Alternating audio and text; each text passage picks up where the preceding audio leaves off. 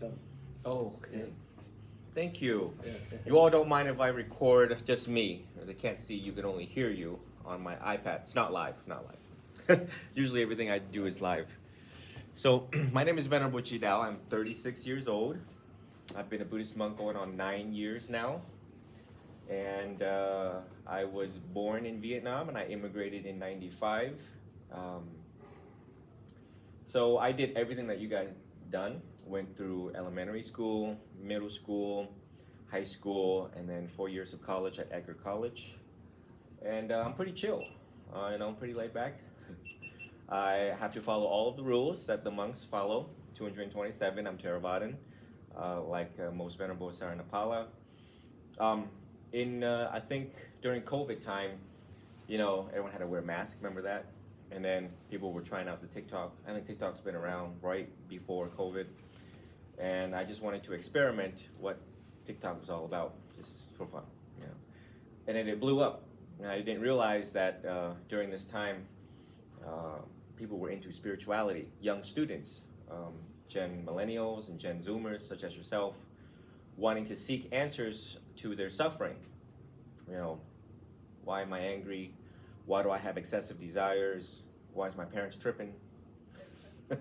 Why is my teachers driving me crazy? Right? And so I was that face that they were looking for, that voice that they were looking for, in order to identify with a good working philosophy, the teachings of the Buddha, so that they have an outlet, a coping mechanism. So like Venerable Sarnapala says, I'm unlike any other monk. I do teach a little bit differently. I cater to the needs of certain students individually. That means each and every single one of you individualized individuals, you guys are all different. You may be born in the same place, with the same group, but your own suffering is different than anybody else's. That means the way how you perceive things, the way how you get angry is different, your level of desire is different. And so I meet the student where they're at in life, based on where your stress level is. And then I have 4 years of psychology, and I merge the teachings of the Buddha together with psychology to help you make sense of where you're at right now. And why is my parents like this? And why school is so dreadful? And if I think you're in this age where you're starting to date, or the potential and likely chance of your hormones and dating, and then you would have questions such as, why is she tripping? Why is he like this, and so on. And so I try to bring the teachings, both psychology together and Buddhism, so that you all can make sense and make the best informed choice in your life, so that you needlessly have to suffer. We do have to suffer, but suffering can be awesome if you know how to suffer. And that's what I teach, is I teach students how to suffer. Does breakup suck? It does. It really does. But knowing what to expect in the midst of dukkha, in the midst of anicca, if you know what to expect, the Buddha has been teaching for so long, and he's already gave a heads up what was going to happen. And so I'm just there to just bring it back and present it back to you guys, what to expect in modern day, so that there'll be less crying, less dropping out of school, less sickness, ailments, because when stress is that high, you get sick, you don't want to get out of bed, you cry a lot, you don't want to live anymore. So I deal with a lot of that back in St. Pete, Florida. So, given said that, that's a little small introduction, and I'm just wondering if anyone have any questions so far. There's no such thing as a wrong question. There's no such thing as an exaggerated question. I can cover pretty much all, so feel free. Pick my mind, pick my brains. So now you're trying to ask something? Anything with relationships, school, driving, Buddhism, Four Noble Truths, Noble Eightfold Path. Don't be shy.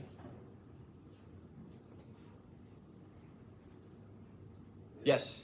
Like, what about like exams? Exams. a lot of anxiety. Midterms, exams. Who here dreads exams? Huh? Who here like throws up before an exam?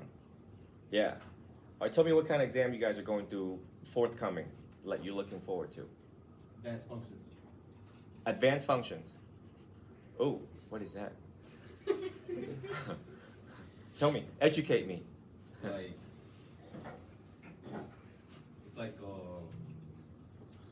not gonna lie, like over the break, I kind of forgot, but I'm learning. Sure. Yeah. Okay. What else? Anyone's dreading math, algebra, geometry, science? Okay. So, we fear the unknown. We fear the unknown. Quite frankly, if you think about it, the Buddha taught us how to be, he taught us to utilize our intelligence and wisdom in order to defeat anxiety, right? Under right effort, noble eightfold path. Right effort. Okay, now you gotta, the Buddha hold you responsible, right? One thing about Buddhism is about human effort. You gotta put in the effort. You gotta ask yourself, did you in fact study? Did you study? Did you take notes? There's note-taking process. There is note-taking strategies, right? There's highlighting strategies. There's planning. And then there's teachers here where have you asked your teachers, like, okay, I don't really get what's going on here, this formula right here. I have ADHD. Can you help me out here? So utilizing all of the resources available to you as a student, you have guidance counselors, you have teachers, you have parents, and you have Venerable Sarnapala, where you can go to. Don't be afraid to go to them. All of us are Kalyanamitas, right? The wise friend. And then once you exhaust all of that, okay, and then give your teacher a heads up, like, look, I have a lot of anxiety, and I studied the best that I could, but every time when I take this thing, my blood pressure goes up, and I can't really think straight, so can I have a little more time? And that's how you can get close to defeating the anxiety as much as possible. But I know this, if you don't put in the effort, then it's valid, right? It's valid. If you're lazy, if you're watching binge watching the Netflix and your favorite shows and talking to that girl or talking to that guy, hey, last minute, right around the corner, and you're trying to spark notes, ain't gonna work. So, just you guys are still young. You're gonna make mistakes. It's okay. If you fail, it's okay. It's always plan B and C with your teachers, right? I failed many times in my life. In order to get to where I am. So again, knowing how to suffer and just knowing ahead of time that if you in fact could fail, it's all right.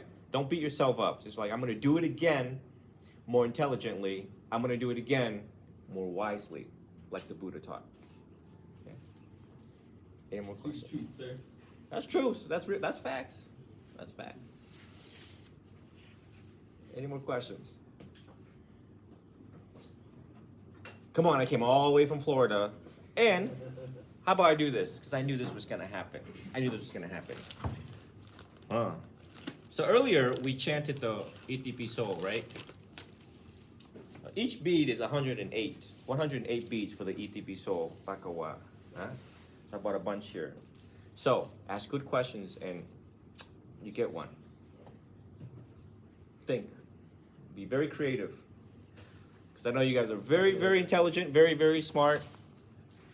They are being a bit shy today.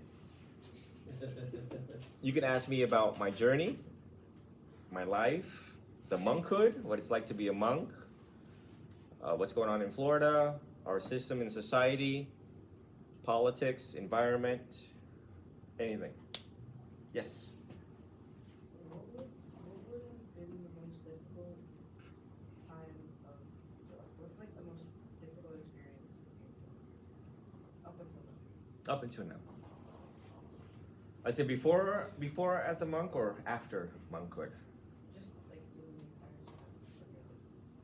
So before becoming a monk, I had a lot of difficulty adjusting to life and managing my emotions and managing what was happening. I think all of us grow up, and I think all of us step out of the house and we're just like, what's happening? What's happening right now? Life comes at you really fast. I've noticed the speed of people driving here is faster than Florida. So, so it tells me that life perhaps here is quicker than Florida. So your life is revolving faster than students that I teach in Florida. So that means you're in complete chaos in your mind. Complete chaos. I have no idea what is happening. What is about to happen, what is happening. All right? You all are trying to compose yourself. You all are trying to let me know, hey, no, I think I got this. But I think I know better, right? Sometimes you may not have it. Got it. So that's what led me to Buddhism. I was just lost. I was just like, wow, this is a lot of emotions. This is a lot of anxiety. This is a lot of depression. And I was Catholic. I was formerly Catholic. And I think praying all the time didn't really do it because I keep on praying. It's like, hello? Is my prayers being answered? God, help me out here. Jesus is awesome. He really is. All right. All religions across the board is awesome because without it, our world would be in chaos. But sometimes it's just not the right one for me, right? And at that time, I needed quicker answers. I needed something to hang on to, the raft of the Dhamma, right? So I was kind of like drowning at sea. Someone threw me a raft. That was my grandmother, who threw me the raft of the Dhamma, of the Four Noble Truth. And I had to utilize my intelligence. I hope you guys by now figure out, okay, I think he knows what he's talking about. He's pretty smart. And I said, let's review what this one great master has been teaching. Did I miss something here? Our one and only historical Gautama Buddha. And that's what got me hooked onto Buddhism, is that it teaches the right effort, it teaches the right view, right mindfulness. And I wasn't kidding when I said the supernatural power. Yeah, because you see a lot of students are very lost. Left blinker, right blinker. Can't tell the difference. That's a big problem. A squared plus B squared equal C squared. See the power of mindfulness? And then so now after my monkhood, which is pretty awesome, after 5 years of apprenticeship, I went off on my own to try to be like Venerable Sanapala. Try to establish programs, trying to save as many of you as possible. And likewise, your sisters and brothers across America that are so in desperate need of the Dhamma. And I think the most challenging thing right now is for us young monks, the millennials and the Gen Zoomers that I'm training, the novice monks that I'm training, to catch up to the speed of psychology, okay? And trying to see how your life is unfolding and applying that quick medicine quickly to save as many as you can, as possible.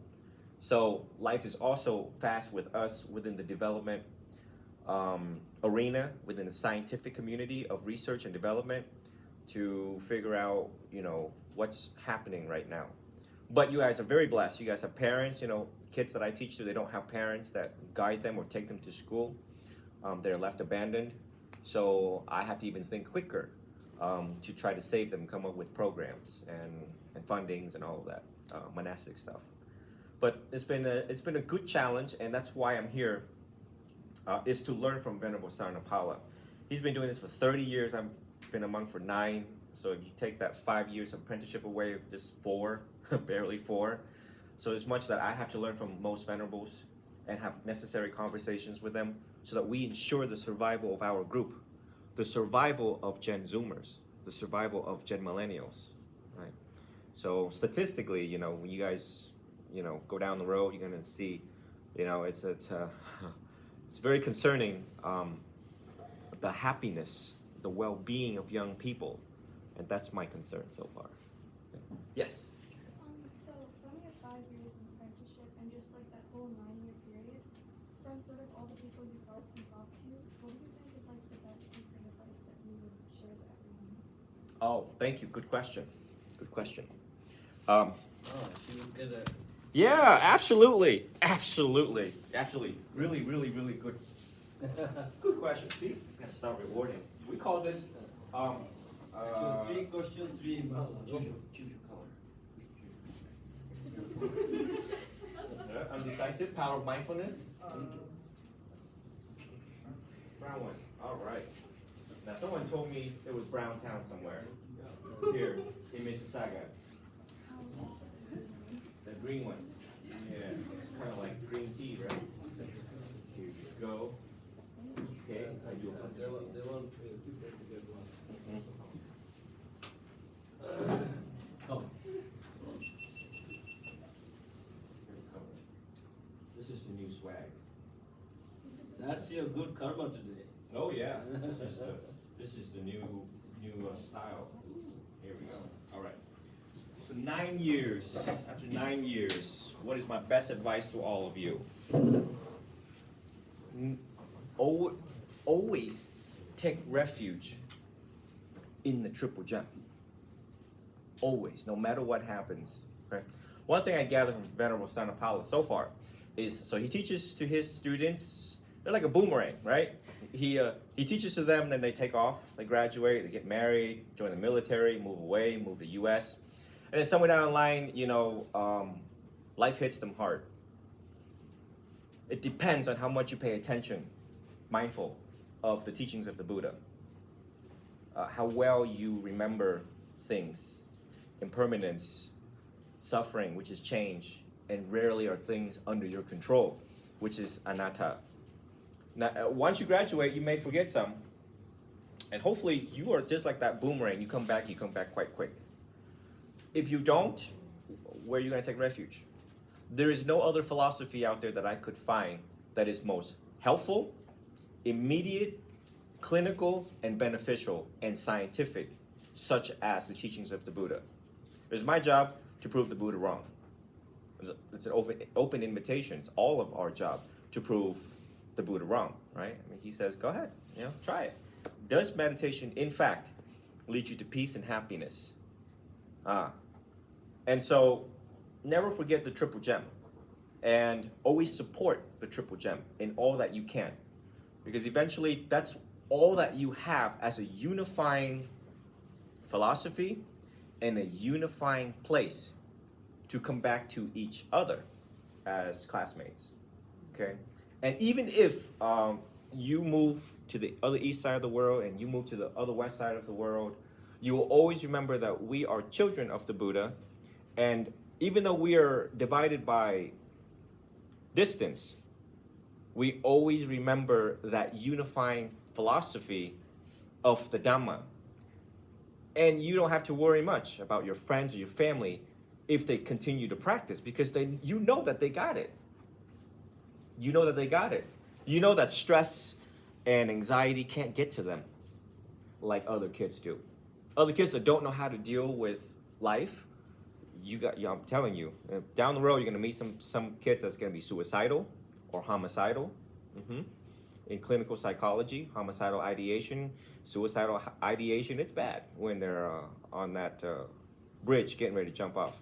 So, but you know that he's got it, she's got it. We went to school together. We understand the teachings.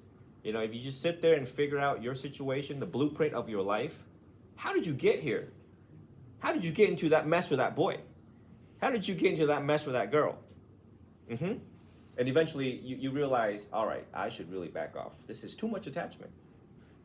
This desire is a little bit too much right now. So if you back off a little bit, you realize that your other friends that you went to same school with, it's got the same idea. And when you talk to each other on the phone, when you guys graduate and exchange phone numbers, it's fun. When you talk on the phone, be like, hey, I'm about to get married. Really? Did you screen her through the Noble Eightfold Path? See how many elements she's got? Because if she's got, 5 out of the 8, it's a go. Marry her. If she's got 2 out of 8, bring her to Venerable Sarnapala. Let's sort this out. But yes, the best advice is, you're free to do whatever you want. No one's got control, jurisdiction over you. If you're under 18, follow your parents. But once after that, you know, you guys got your own idea. You guys don't like to be tied down. You know, you don't want to be controlled. I get it. But as soon as life hits you, always, and you guys are so lucky to have Venerable Sarnapala.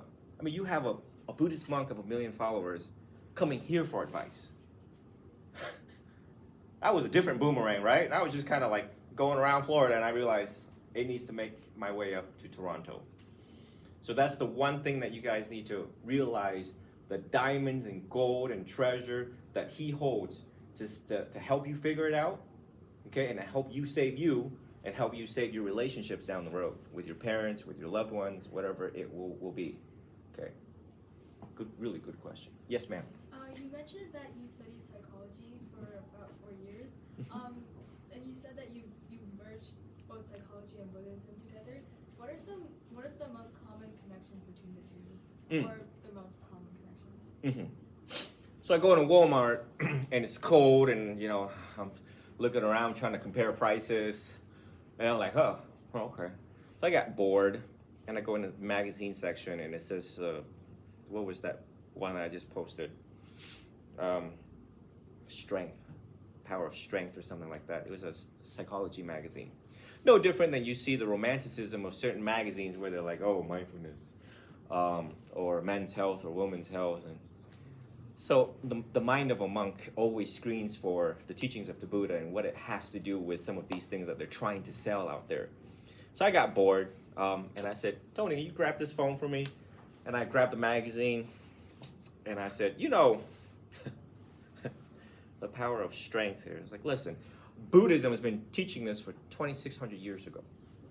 Everything that you guys see on the magazine section right nowadays, Buddhism's been teaching for 2,600 years ago. And I'm like, y'all got it from us. You know? Yeah, trademark. Copyright. So it blew up. Some of these videos, I don't know who is going to like gather and what it speaks to them. You know, sometimes I think I'm just repeating myself. But it blew up in thousands of people. So now I use the TikTok thing to measure what it relates. So the Buddha was the first psychologist, okay? First psychologist, first therapist, first doctor of the mind, and psychology is just now trying to validate what he's been saying. They're like brothers and sisters, okay? We are even more potent and powerful than psychology, because sometimes psychology kind of lags a little bit in its explanation, and it's not straight to the point. Understanding the mind is going to be like the hardest thing you ever strive to understand in your life. But the Buddha made it so easy. We call that the 3 poisons: greed, anger, ignorance, right? It's fueled by ignorance of the Four Noble Truths. If you don't understand the Four Noble Truths, you will have desire. Just look at it. The excessive desire, that's the behavior of the mind, right? Why is my mind jumping left to right, up and down right now? Because it's not grounded in the Four Noble Truths, so go back to the Four Noble Truths. You don't have to get a PhD in psychology. Sometimes I sit there and I go, did I really waste 4 years studying this? I could have had a PhD by now. Right, in Buddhism, which incorporates everything in psychology, we are superior. Buddhism is superior, especially Theravada Buddhism, because it started with us, the Nikayas, the 3 baskets. So, but of course, people in the West and younger generations, you know, they're like, well, psychology is backed by science. Well, the Buddha in the Kalama Sutta also said to try out these things that he had said. So we don't have to go through the scientific, it's a waste of time, right? So I was in the middle of writing this book, you know, it's called Clinical Buddhism. And it looks at that. It looks at direct, straightforward, the Dhamma right away. That if your mind's tripping, this is the medicine we have for you in the Dhamma. And again, it's different, you know. If you're suffering in some way, we grab one out of the 84,000 teachings and the stories accompanied by it, and we put out that fire with that particular. Cognitive behavioral therapy is my thing. And it just means, cognitive means thinking, And therapy just means information. So when your mind's tripping, it's lacking information. That's why it's tripping. It's haywire. You think the way how you feel the way how you think, thus leading to the behavior. You know, just pay attention to when you say, I feel angry. I feel sad right now. I feel a certain way. So when I tell you all this, pay attention to how you feel. Well, that's the same thing the Buddha's been teaching about Vedana. Vedana Nupassana, which is mindfulness of feelings. Psychology got it from that, right? Somewhere down the road, our great fathers in psychology, you know. But yeah, so the four foundations of mindfulness in Vipassana, if you look closely, Citta, trying to scan the mind, trying to see what's it coming up, all sorts of thoughts. Oh, I want to go watch this. Oh, I got to do laundry. Oh, I got to take out the trash. Oh my God, I got Sunday school. You know? But the four foundations of mindfulness is the psychology that you just need to know for now. Mm-hmm. Yeah.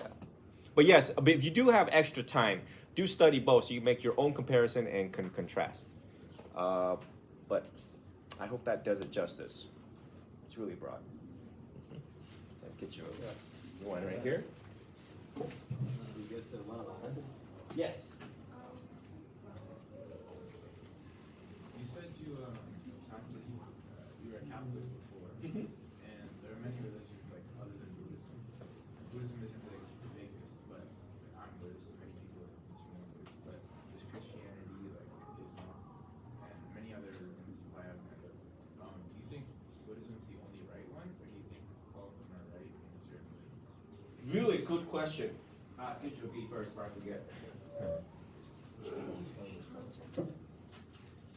That one. Okay. So, let me come back up here because this thing is recording here.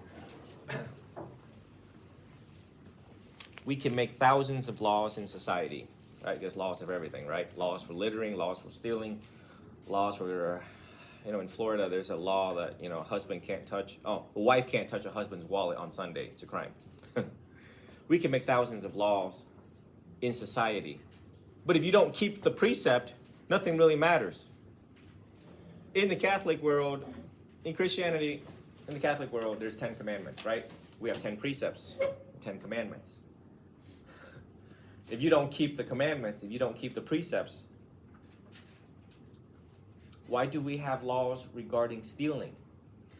Every law has these three elements. You willfully, you knowingly, and you intentionally stole that pencil. You willfully, knowingly, and intentionally took that laptop. What is willfully, knowingly, and intentionally? That's mens rea in Latin. And intention, volition in Buddhism. Kamma.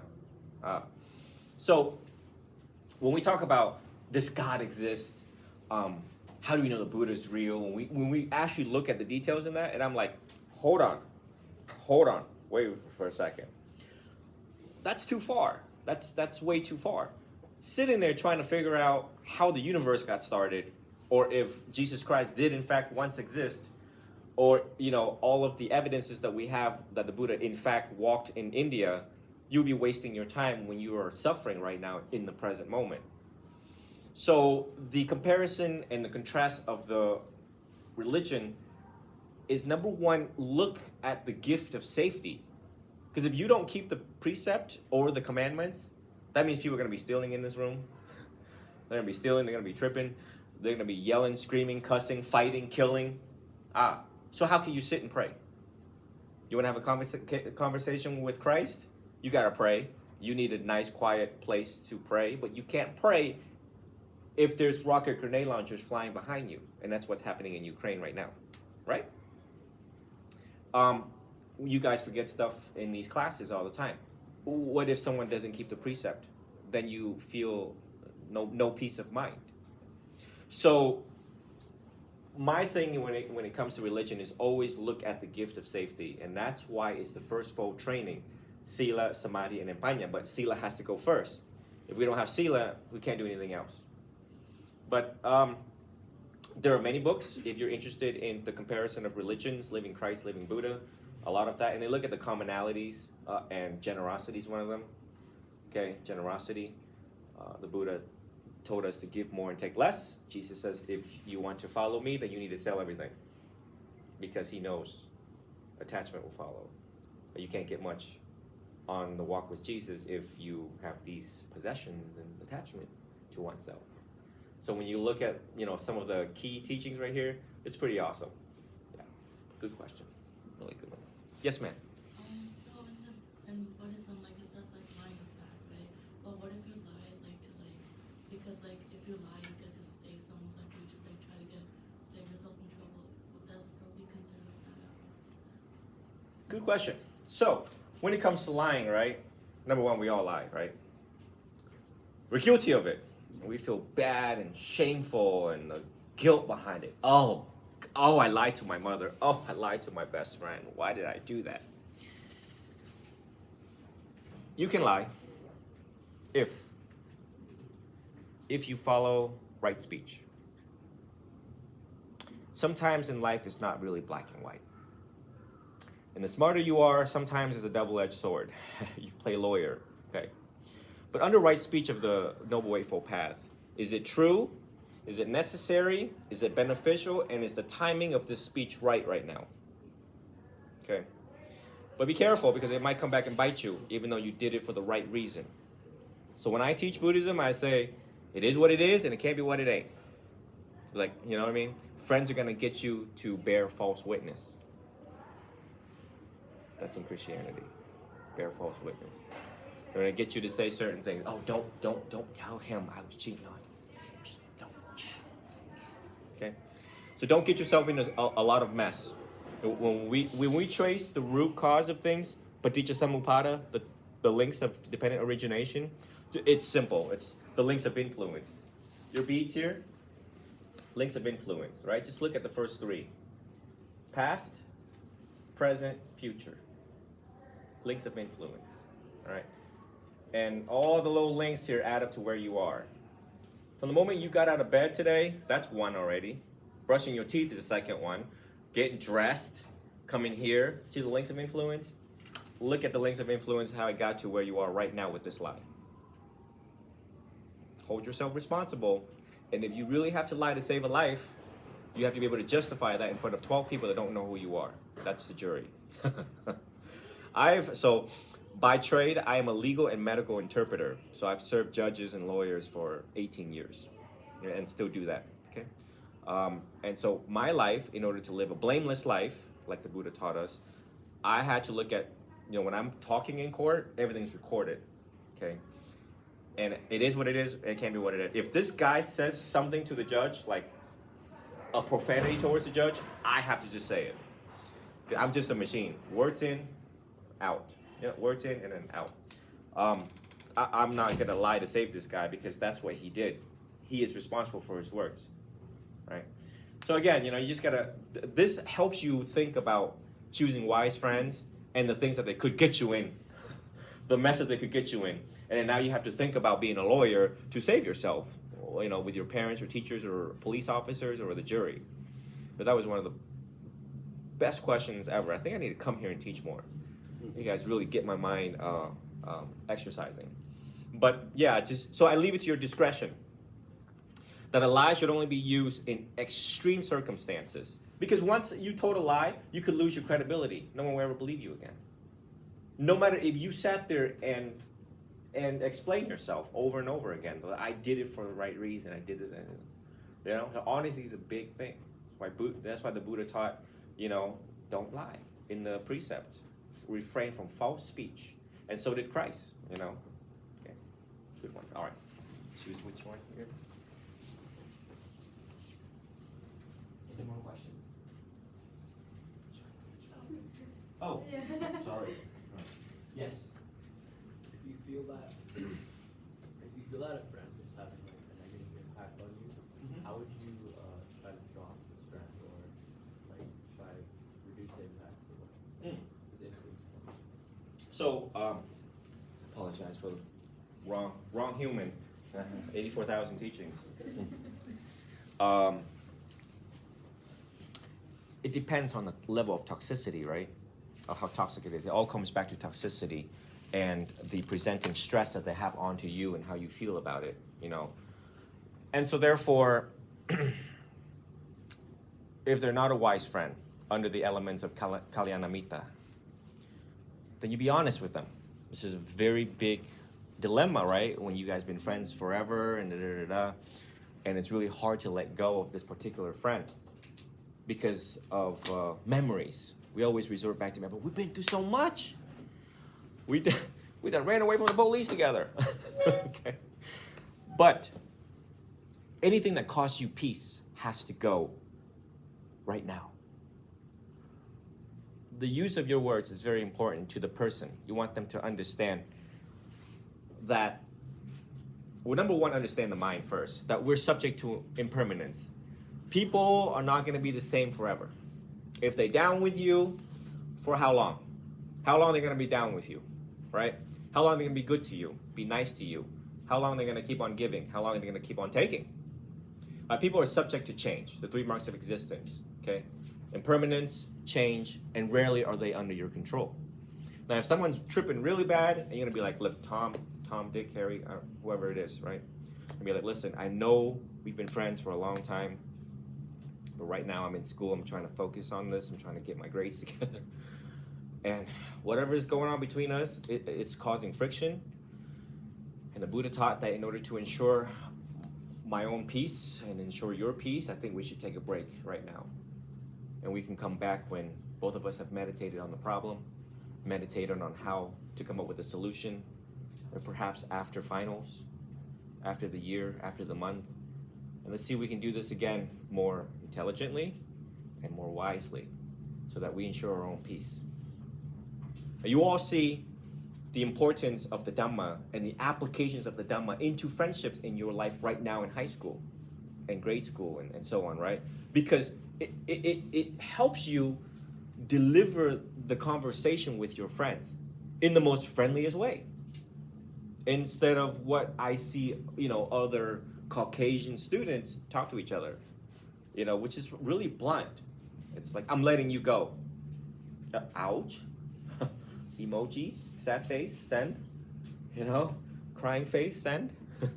Right?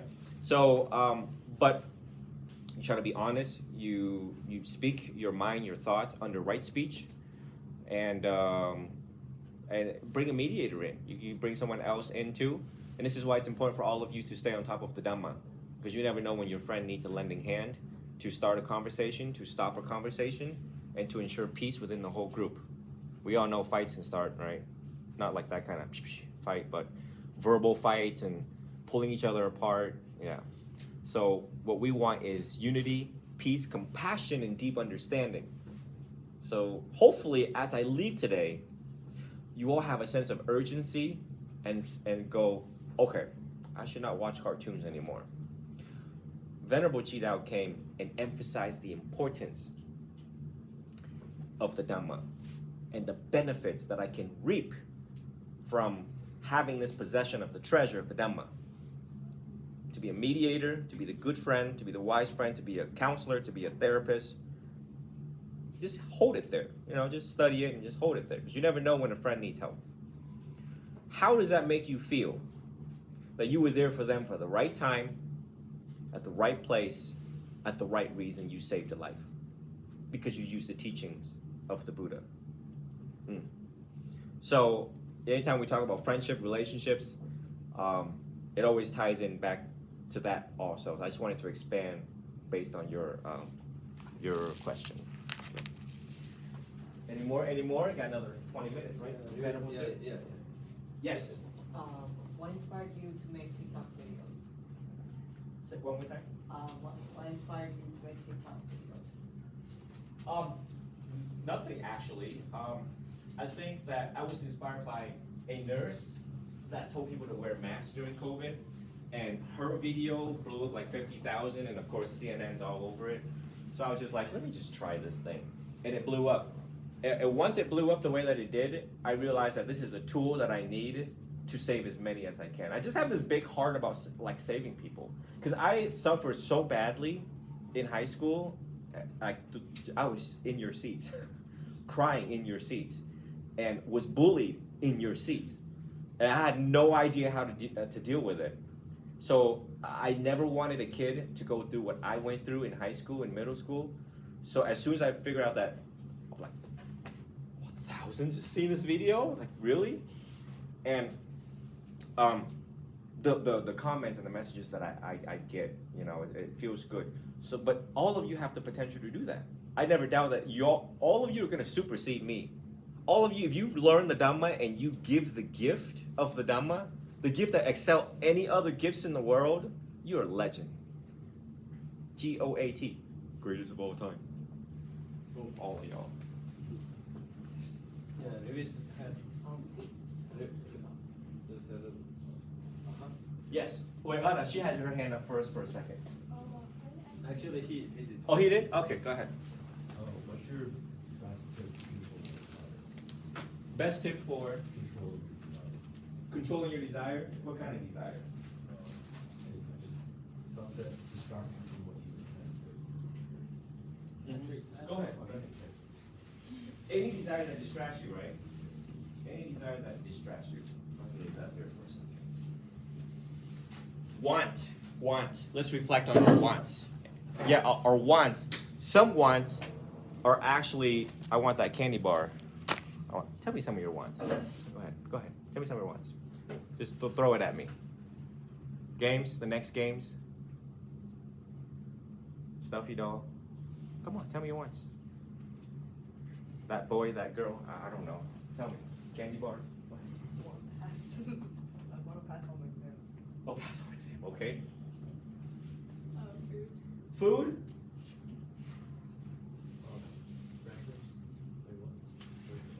Food? Mindfulness. All right.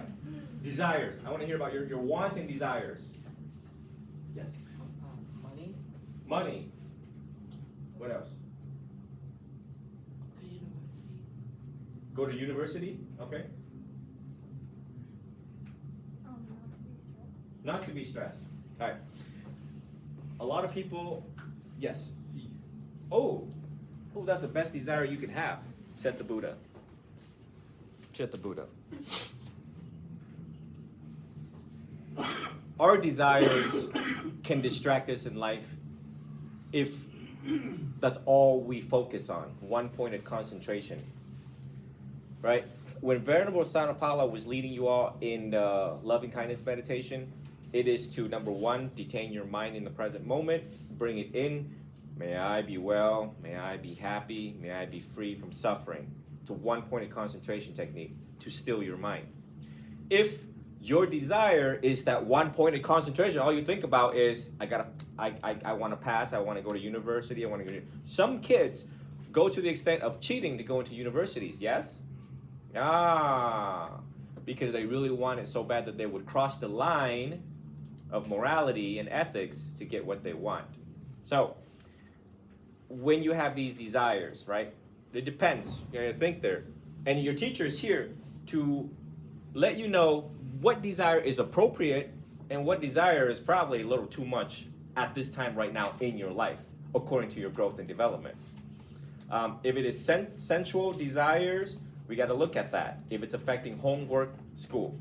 Any desire that affects the way how you sleep, eat, and function every day, you should consult your teacher so that they help you find the middle way and the middle balance. Right? That's all Buddhism really is to like not too extreme, not too lazy, get out of bed, and bring it in the middle right here so that you can figure this out and graduate and get on with your life. Okay. Anyone else? Yes, ma'am. Sorry. How do you help someone that doesn't want help? Like if you see them struggling, but they just won't accept help. Oh, very good. That's what's right about you. That's right about all of you, is that when we see someone in trouble, we want to help them, right? We want to jump in there and like, listen, girl, don't do that. Don't do that. That's not, that's going to cost you a lot. Don't do that. But we must first, the Buddha taught us, look at what's going on with us first. Because sometimes we wanting to help other people, we're not addressing our own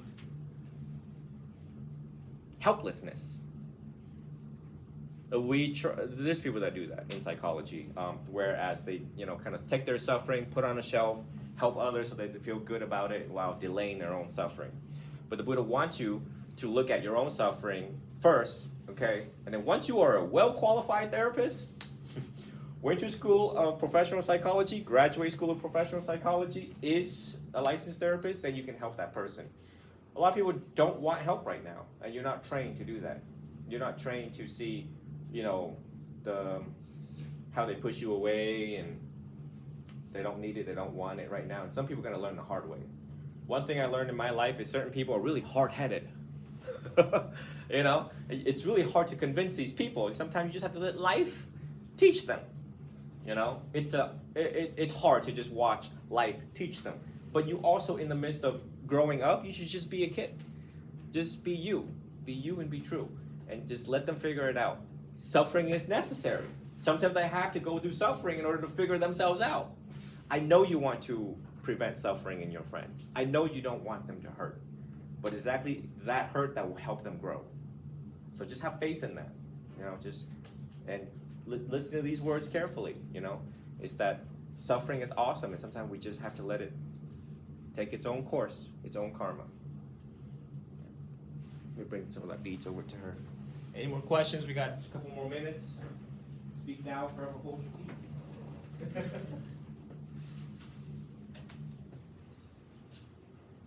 Any other questions? Or I'm flying back to Florida. There's the Yes. Nice shirt, by the way. Checkers. Yes. How do you deal with like parental standards? Like if they want you to go into like this career, like you don't want to do that, but you don't also want to upset them. Career. Like your parents want you to be like a doctor, an engineer, or a lawyer. Like different interests. Yeah, we have a lot of that, don't we? Asian parents do that too. Like I was lucky. My parents didn't do that to me. That's a really lucky thing. It's my dad's a professor. He's a triple discipline professor and a lawyer. So he understands. This is why the importance of knowledge, and guided by knowledge. Okay. Backing up, you have to understand your parents first. Buddhism teaches you deep compassion and deep understanding. Compassion arises out of deep understanding. So let's understand our parents. Okay, why they be tripping for so long, and telling you got to be a lawyer or a doctor or a dentist or so on and so on. Okay, you got to reflect on when they were born, what they went through, right, and how much they suffered, right, and the understanding of the caste system. Okay, the understanding of that, their culture, their timeline. So yeah, they're going to push this on you because they don't want you to be just like them. If they grew up in poverty, or if they grew up in stress, or just things were just all over the place back then. I understand that now when I counsel Asian parents, right? It's good to have this conversation about happiness and choice and responsibility. And it's tough. It's tough. It may be a recurring conversation with your parents that says, Mom, I love you. You know that I love you. You know everything. But you know that I'm not into medicine. You know that I'm not into engineering. You know that I'm not into law. It's just not me. If it's medicine, it's blood and syringes and inside the human body. Okay, it's like, ew. Law, you got to be aggressive to be in law. You're like, objection as to the form. Objection. Object all day. Engineering is like, my mind can't think right now. Mom, I got ADHD. You want me to build a bridge? You gonna drive across that bridge I'm gonna build, right?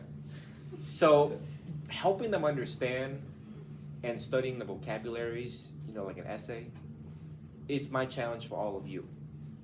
To take the time and meditate on the words to convince your parents, right? To find the right words, to touch their heart. If their heart is moved, they will change. If their heart is moved, they will change their standpoint. If their heart is moved, they will change their conviction. If their heart is moved, they will change their views on what they have for you.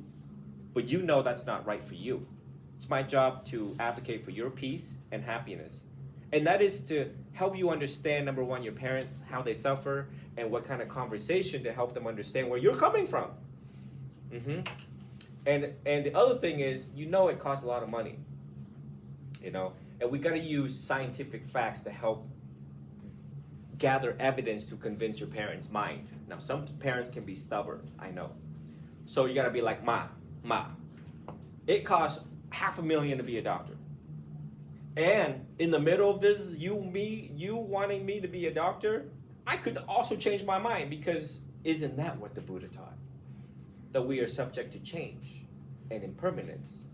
And I'm not always under your control. I love you, but my mind sometimes can run away from you. Right? That's the truth. And we've got kids in college that changed their major like 30 times. They got millions of debts. So it's good for family to get together, mom, dad, all the siblings together, and really come up with a solid plan of action to narrow down what you want to do that you'll be happy doing, with the blessing of Most Venerable too. You get everybody involved. Because planning for your future is a very serious thing. It's a very costly thing. It's a very serious thing. You don't want to waste time, energy, and effort onto this path that could be a disaster. So you get everybody involved. You guys are very young. I don't expect you guys to figure it out now. If you have doubts about your future, you should consult with everyone in the school. And again, you in the man's class. You're in one of the greatest man's class right here. So you get Venerable Sanapala in the middle of this, your parents, and have a good discussion, okay? But I think that some time should be left to meditate on. It's too soon too. I think parents that pushes on their kids sometimes a little too soon. So it's a very delicate thing. It's not a black and white that I can tell you. And I don't know your family, you know what I mean? But I hope it works out in the end. If I have to get in the middle of it to help out along with Most Venerable, I'd be more than happy to sit and listen. All right, so thank you very much, Joe, for enlightening our wonderful kids. I'm so happy that they asked you some honest questions. Yes. And I think they got to know a different perspective. Like a young monk like you, from the United States, what you have gone through in your life experience, I think they got an idea that, why they are coming to Sunday school and learning Dhamma. As you said, sticking to the triple gem, the Buddha, Dhamma, and the Sangha. Dhamma is the best gift. That's the solution. I think that's why you're sharing Dhamma in a different way, and that's why I'm also bringing Dhamma in a very different way. And so we have been very successful in explaining Dhamma in a very simple way. What we are doing, like little act of kindness, compassion, mindfulness meditation. That's why a lot of people come to us. Right? So that's why the people in the West are showing a great interest in Dhamma. So you all are so fortunate to receive this Dhamma from day one. My greatest joy is these kids. I knew all of them from their birth. Now, as I said, even yesterday I did some blessing chanting for one boy and girl, and the girl is 30, and he is a big shot at the Ministry of Attorney General in Canada. Wow. And then the boy, he's 25, and he's the chief engineer at Samsung. He's making a special chip. Without that chip, Samsung Galaxy cannot function. So he's the chief engineer. So that gave me a lot of joy, So those are the kids we brought up through the Dhamma school. So see, another generation. Right. These are actually very smart, very intelligent kids. And they love us, and they know that I give them a tough love, with the discipline, but they know that I love them. So your presence actually today made a big difference, and what you shared with them, your insights, has inspired our students to think about Dhamma more seriously, right? And so now you see the significance of the Dhamma practice you're receiving from the Dhamma school. So let us give a big applause to